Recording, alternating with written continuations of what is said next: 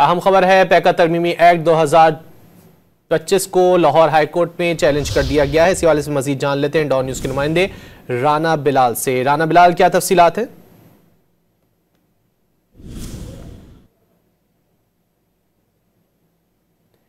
Paika तरमीमी act 2025 को Lahore high court में challenge कर दिया गया है। सहाफ़ी जाफर बिन यार ने वकील नदीम सरवर के तवस्सुस से दरख्वास्त दायर की है। दरख्वास्त में वफाकी हुकूमत और PTA समेत दीगर को फरीक बनाया गया है। मुतनाज़ा पैका एक्ट लाहौर हाईकोर्ट में चैलेंज कर दिया गया है। सहाफ़ी जाफर बिन यार ने वकील नदीम सरवर के तवस्सुस से दरख्वास्त दायर की है। दरख्वास्त में वफाकी हुकूमत और PTA समेत दीगर को फरीक बनाया गया है। Pakistan federal union of journalist की कॉल पर गुज़िश्ता रोज़ हमने एहतजाज भी दे गया था। मुख्तलिफ शहरों में एहतजाज रिकॉर्ड करवाया गया था मुतनाज़ा पैका एक्ट के खिलाफ, और इसी सिलसिले में अब पैका तरमीमी एक्ट 2025 को लाहौर हाईकोर्ट में चैलेंज कर दिया गया है। सहाफ़ी जाफर बिन यार ने वकील नदीम सरवर के तवस्सुस से दरख्वास्त दायर की है। तफसीलात जानेंगे राना बिलाल से। राना बिलाल, बताइएगा दरख्वास्त में मौक़िफ़ क्या अपनाया गया?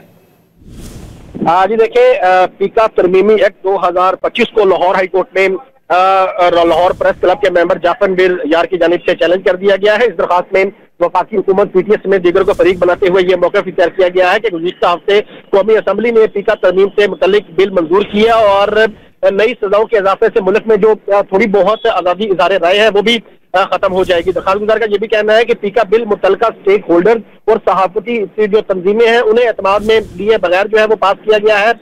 दरखास्त में ये इस्तदा की गई है कि अदालत इस तरमीमी एक्ट को कलअदम करार दे और दरखास्त के हतमी फैसले तक इस पैका एक्ट के हवाले से जो सजाएं हैं उसे अदालती फैसले से मशरूत करे। तो ये दरखास्त जो है वो लाहौर हाईकोर्ट में दायर हो चुकी है, जिस पर कल समाअत का इम्कान है। बहुत शुक्रिया राना बिलाल इन तफसीलात के लिए।